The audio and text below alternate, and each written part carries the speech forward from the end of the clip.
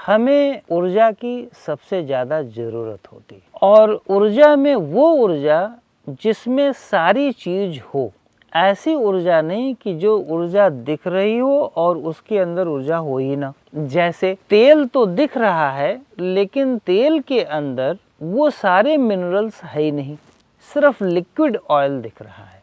अगर आपको मैं एग्जांपल दूं, हम लोग तेल खाते हैं, ऑयल यूज़ करते हैं घर में, वो कोल्ड प्रेस्ड ऑयल होता है। कोल्ड प्रेस्ड ऑयल का क्या मतलब है? अगर इसको हिंदी में देखो तो सबसे पहले कहा जाता था कोल्हू का तेल। तो कोल्हू का बैल उसको चलाता रहता था और वो तेल उससे सीड से एक्सट्रैक्ट किया जाता था। अगर आप देखें तो उस मशीन से जो भी सीड से तेल को एक्सट्रैक्ट किया जाता है, वो तेल, वो मशीन चूँकि गर्म नहीं होती, गर्म करके सीड से तेल नहीं निकालती।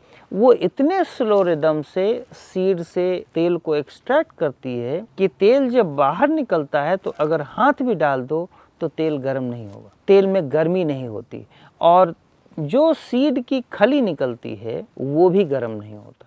अगर आप देखें तो जो आधुनिक मशीन है, आधुनिक मशीन में अगर आप सीड को डालें और ऑयल निकालें तो वो तेल बहुत हीटेड होता है, क्योंकि मशीन बहुत स्पीड में चलती है।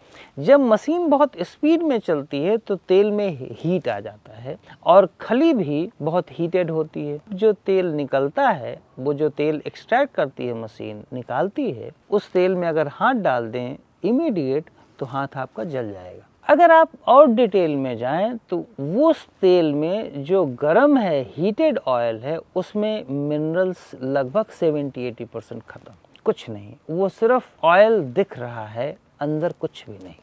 और अगर आप कोल्हू वाले तेल को देखें तो उसमें 99% मिनरल्स मौजूद है, क्योंकि उसने हीट नहीं जनरेट किया।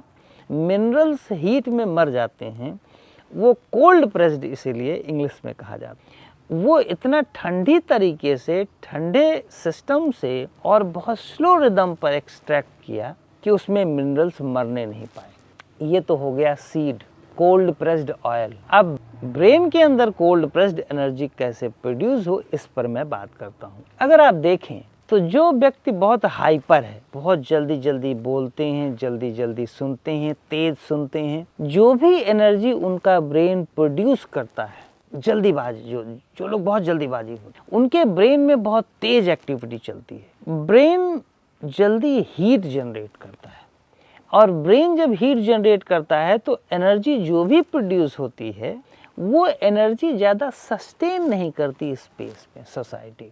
इसीलिए नोट करो, जो लोग बहुत फास्ट प्रीचर होते हैं उनको कोई मानता नहीं, उन पर कोई विश्वास नहीं करता। उन पर कोई मान लो विश्वास कर भी ले तो वो ज़्यादा लाइफ में सस्टेन नहीं करते, 2-4 सालों में लोग भूल जाया करते हैं।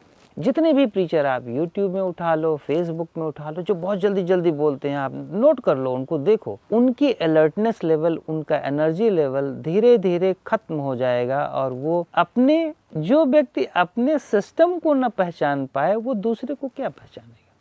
तो मैं कह रहा हूँ कि हीट जो जनरेट हो रही है बॉडी के अंदर, ब्रेन के अंदर, और उससे जो वो सेंसुअल एक्टिविटी हो रही है, बातचीत, सुनने की, या जो भी उनका व्यवहार हो रहा है, वो ज़्यादा देर तक उनकी एनर्जी का लेवल उनके सिस्टम में बना नहीं रहेगा, सस्टेन नहीं करेगा, वो क्वालिटी नहीं रहेगी। इसीलिए मैं हमेशा कहता हूँ कि आपका बिहेवियर पैटर्न बहुत आराम आराम से होना चाहिए। ब्रेन हमेशा फुली पीसफुल मोड पर तब जाता है जब वो रिदमिक होता है और शांत चलता है।